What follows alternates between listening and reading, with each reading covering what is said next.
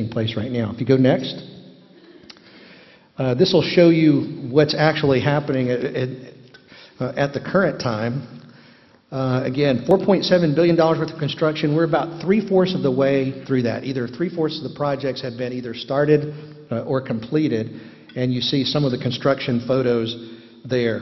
What's happening is that we are completing an average of about $2 million worth of construction per day on Fort Bliss, and the Corps of Engineers is approving about one new building per week as a part of this buildup.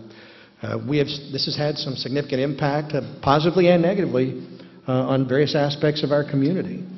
We have seen construction costs for residential construction and commercial industrial construction go through the roof because of this buildup. It's been very difficult for a lot of our commercial contractors to compete for labor force. But again, with that challenge, we still see this as exceedingly positive for our community. And actually, any good economic development program really focuses on increasing wages in the community, and we're definitely seeing that happen in the construction trades.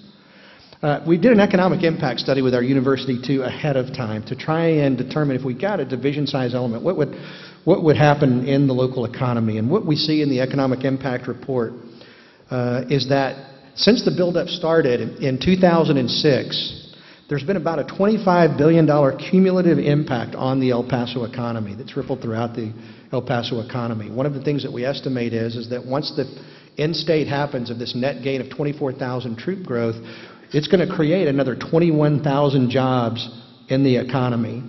And we have isolated about 3,000 to 4,000 of those jobs we believe are going to be really high-tech, really high-paying types of jobs. And a number of the jobs that are in support of the mission on Fort Bliss are going to be very good paying blue-collar jobs as well.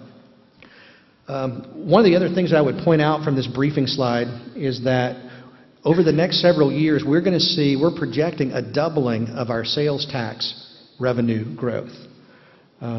We're seeing about a 50 to 60% increase over baseline of our property tax growth in the community. And so we have, in doing this particular economic study, we feel like we were able to demonstrate that with this buildup, that the new business activity in the region would actually pay for itself from a tax standpoint.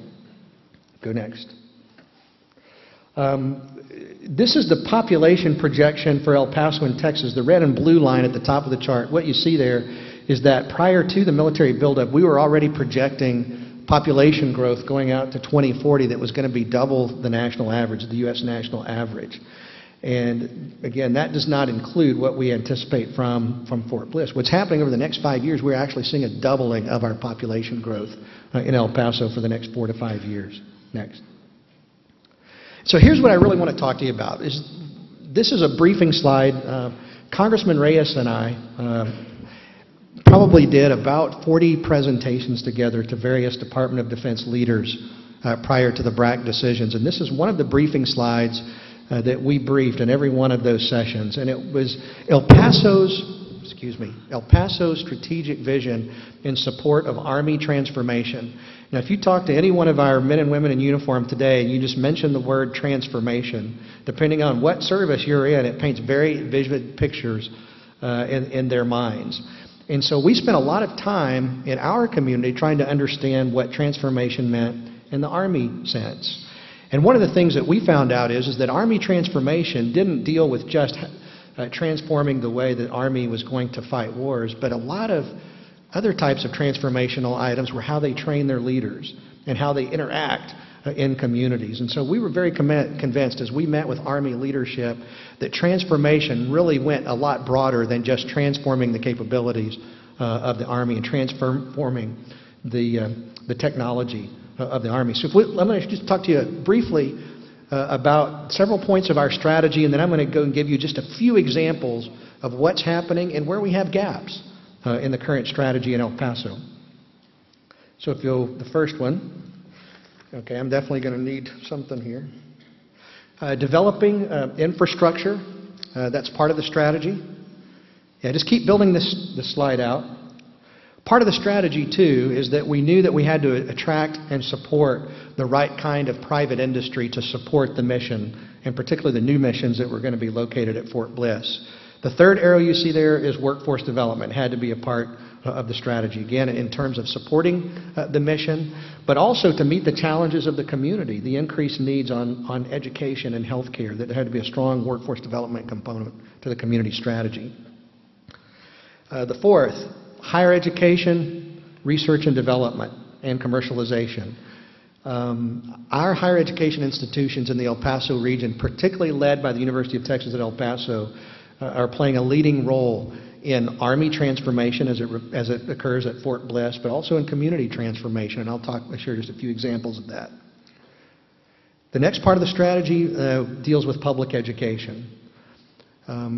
We are a community that since the 1990s have been taking our own destiny into our hands in terms of improving the educational outcomes of our citizens. We are a community that is 83% Hispanic, and typically in most standardized tests, Hispanics, there's an achievement gap between Hispanic populations and Anglo populations. Well, in the mid-1990s, our university started a program that has now received national acclaim and has received funding repeated times from the National Science Foundation, called the Collaborative for Academic Excellence, where our university has engaged all 9 school districts in our county in improving educational attainment rates, high school completion rates, but also improving math, science, and English scores.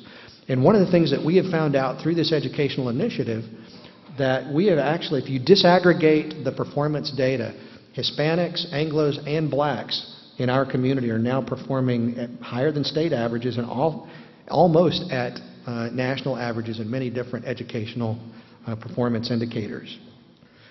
The next area that we have to have a community strategy on is health care. And I'm going to tell you, I think this is where our biggest gap is at the current time. I'll talk about that a little bit in just a few moments. Another part of the strategy, though, that was very important was in the area of soldier care. We made a lot of promises to the Army that if they built up in our community, then we were going to be an extended family to the active duty population and to their families when they located in El Paso. And so we pay a great deal of attention to reaching out and loving on soldiers, and actually the joint community, because we have Marines, Navy, and Air Force in our region as well. I mean, we're predominantly Army, but we do very proactively reach out and love on those active duty members of our armed services and their families. And then the last area is in strategic communications. And you'll see if you go through, I can't see it, but each one of those strategic areas has a lead in the community that we all look to in a leadership position to carry out that particular strategy. With the one exception of soldier care, we feel like that's all of our responsibility. And so there are many different initiatives that are going on in the communities to reach out and love on soldiers. Okay, so let me just give you, I'm going to talk about just a few of those strategies. So developing infrastructure, if you'll hit the first one. This is a quad chart that those in the Army love to put up. So we're trying to be in an Army tradition here. In the area of transportation infrastructure, we have actually approved a $1.5 billion transportation improvement program, over $400 million of which is related to the buildup at Fort Bliss. Earlier, you had a speaker that talked about that in these kinds of buildups, you've got to come up with out-of-the-box thinking in terms of how you finance infrastructure growth, and we certainly have. We have had to do that. One of the things that's happening in the transportation infrastructure is we had a private